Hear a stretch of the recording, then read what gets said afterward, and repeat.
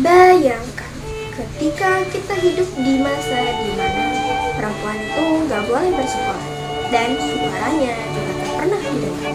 Sungguh menyakitkan banget, bukan? Namun, di tengah keterbatasan itu muncullah dua sosok perempuan yang hebat, yakni Raden Ajeng Kartini dan juga Dewi Sartika.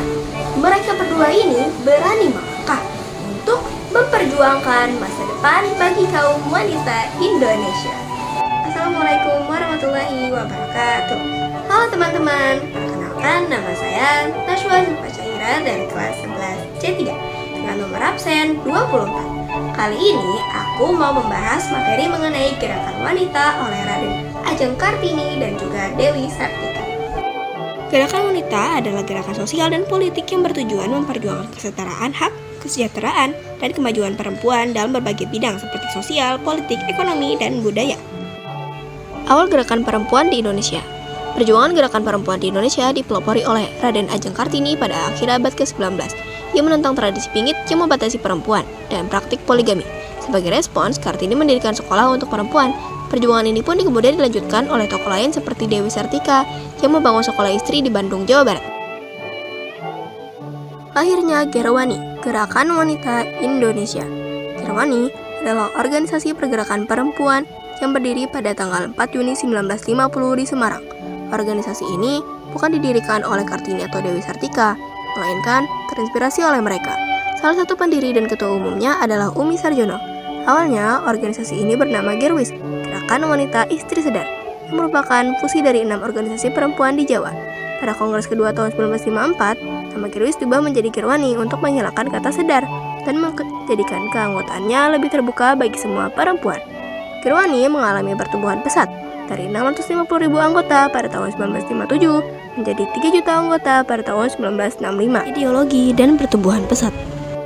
Sebagai organisasi yang independen, Gerwani memiliki ideologi feminisme, sosialisme, dan nasionalisme.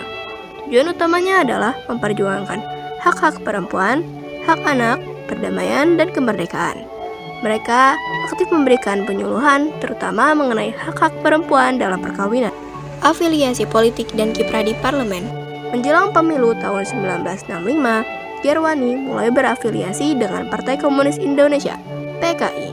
Dukungan Gerwani membantu PKI menduduki peringkat keempat dalam pemilu, dan sebagai imbalannya, Gerwani berhasil menempatkan 6 anggotanya di DPR, termasuk Umi Sarjono.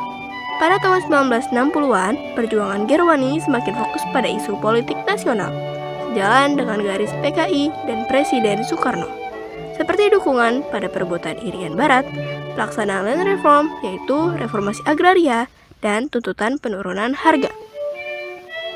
Kejatuhan Gerwani. Afiliasi erat Gerwani dengan PKI menjadi penyebab kehancurannya.